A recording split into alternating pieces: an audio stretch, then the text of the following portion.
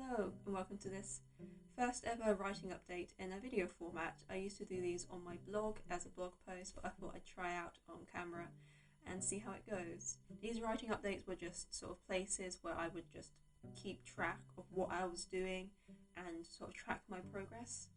It feels a bit self-indulgent to just sort of sit here and just talk about all the writing I've been up to if I do any.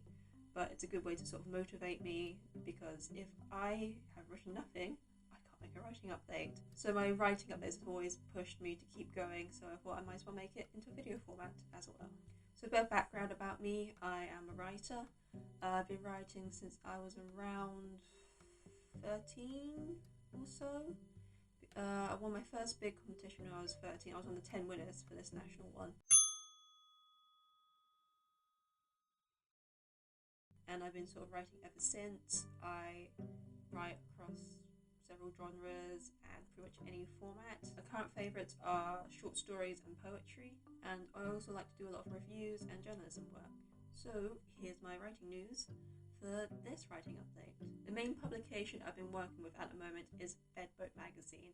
They're an independent lifestyle magazine. They're fairly new, and the work in it is just so gorgeous. The photos, the editing, the writing itself, it's wonderful. I went to BedBoat's launch party for their latest publication, which is issue number 3, which was a nice, fancy, beautiful event. There was a DJ, there were drinks, there were canapes. It was a really, really lovely evening. I got to chat to lots of other people who were involved with or featured in the magazine, and lots of local business owners as well. And it was just really nice to just be around lots and lots of creative people.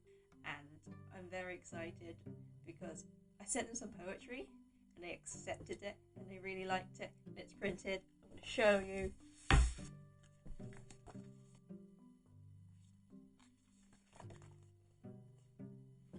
I'm in print! I'm a published poet! Look! Here's the illustration. I'm allowed to show this. I double checked it with them.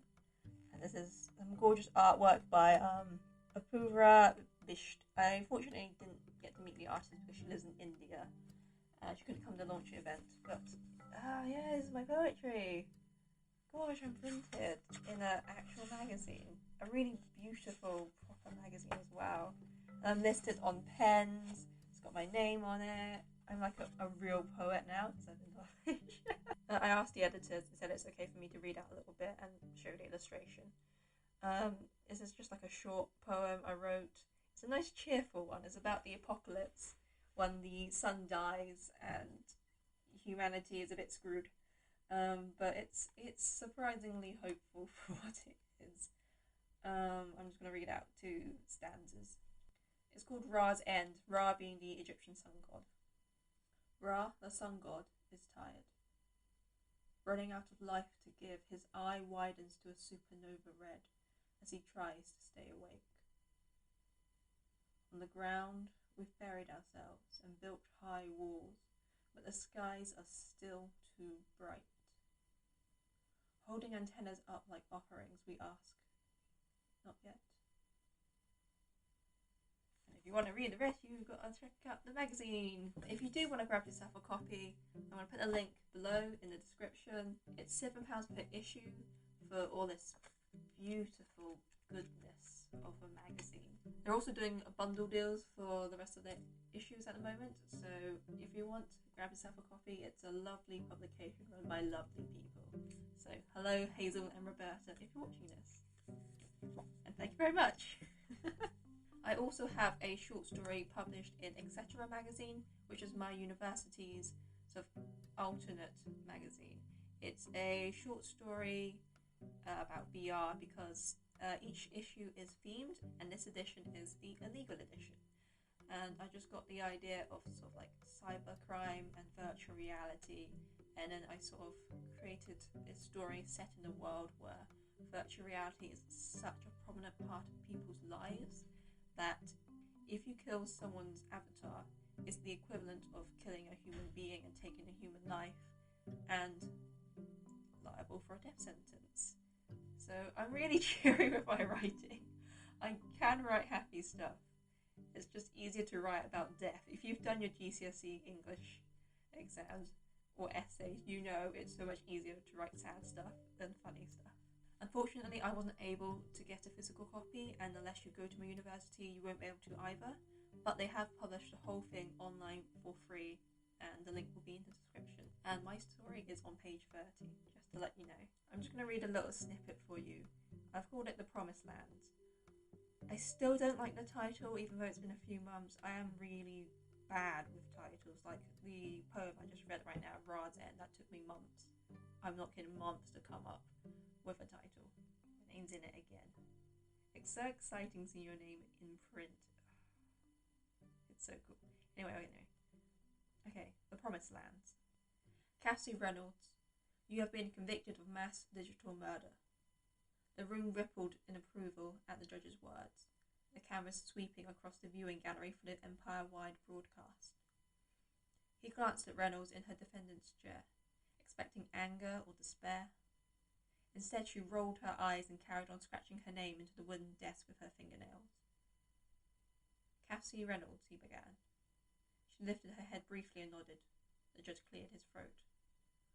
On the 32nd of the 3rd month, Roman Scott was found deleted from our empire.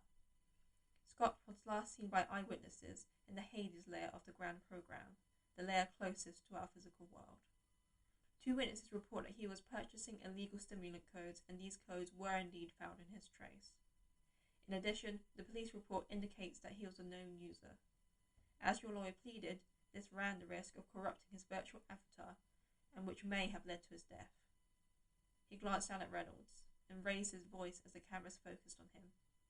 However, during the investigation, our empire's digital detectives tracked Scott to his apartment, the site of his erasure. The murder scene showed signs of a struggle. Parts of the home's grid were severely damaged and corrupted. The murder was savage and brutal. When he returned home, you brought about his death by erasing his coding, line by line, tearing him apart and fully deleting his avatar. You used a knife encrypted with a toxic chip. Such weaponry was outlawed and destroyed after the cyber wars. How you came about such technology is as yet still unknown to our detectives. You managed to block our systems, causing your crime to be undetected for 6 hours. He was your first victim, a mere experiment for your weapons. He's not a victim, she called out. He's not real.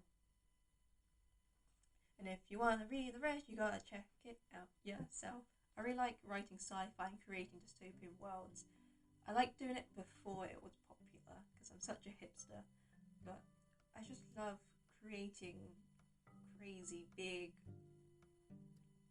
dramatic worlds like that. It's just fun for me. 2 other things to mention. I've been writing with TenEighty Magazine for about 5 months now.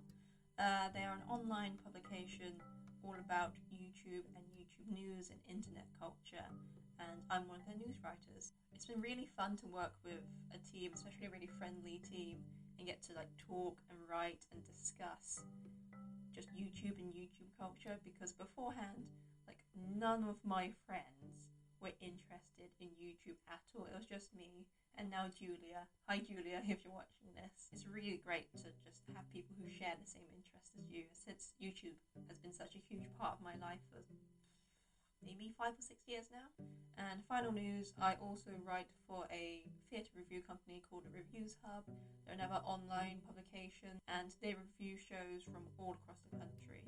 The most recent show I saw was American Idiot the Musical, and it was pretty fantastic.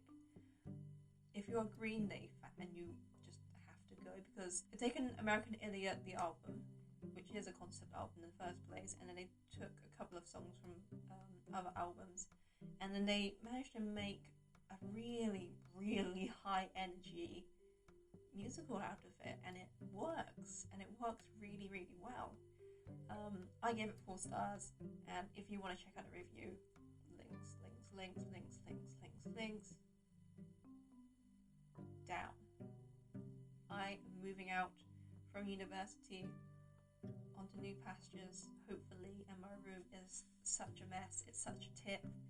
The sound's probably really echoey, because as this room empties, the sound just bounces off all the empty walls and shelves, and it's really disorientating at the moment, because I'm packing my life away into these little boxes. and I'm not going to come back here ever again, so it's a very weird feeling. And the final section, it's a section I used to include in my blog post, and I'm going to put it here, which is when I feature some musicians that I'm really interested in at the moment.